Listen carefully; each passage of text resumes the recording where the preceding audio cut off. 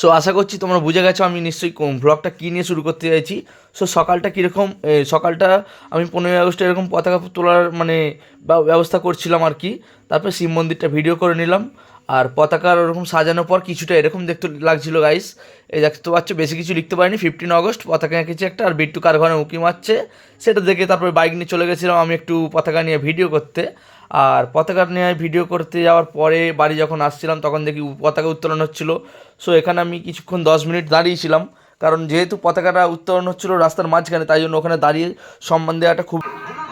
And তারপর আমি তো রেডি হয়ে গেছি, একদম রেডি হয়ে গাইস আমি এখন যাব শিব মন্দিরের পিছনে 3 পা ঘুরতে, কারণ আমাদের এখানে জল ঢালা আছে। আর এই শিব ঠাকুরকে আমি জানিয়ে দিলাম যে আমি যেন পুরো রাস্তাটা ভালোভাবে আসতে পারি। আর আমরা টোটোয় উঠে পড়েছি এখন। সো মহাদেবের নাম নিয়ে আমরা পুরো বেরিয়ে পড়েছি। এই তো রাস্তার হাল, কোথায় দেশটা যাচ্ছে আমাদের। ওখানে আরজি করের ঘটনা, আর এখানে সারা রাস্তার হাল, কাকে ভোট দেবো। তারপর উলবেড়িয়া আমরা চলে এলাম একটু মজা ফুর্তি করতে। দেখতে পারলে গার্লফ্রেন্ড তো কিস দিল না, ওই দিল। তারপরে যাই হোক, পরোটা খেতে চলে এলাম।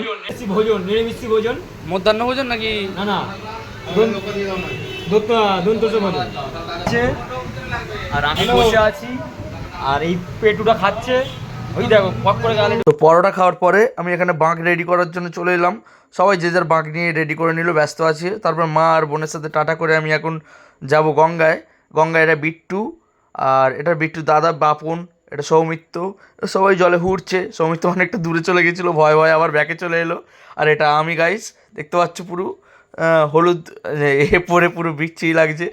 আর কেমন লাগছে জানি না, তো কমেন্ট করে বলো কেমন লাগছে। অ্যান্ড এই আমি বৃষ্টিতে হুড়ছি, আর আমি এখন দু হাত বার করে শ্রী চৈতন্যদেব হয়ে গেছিলাম।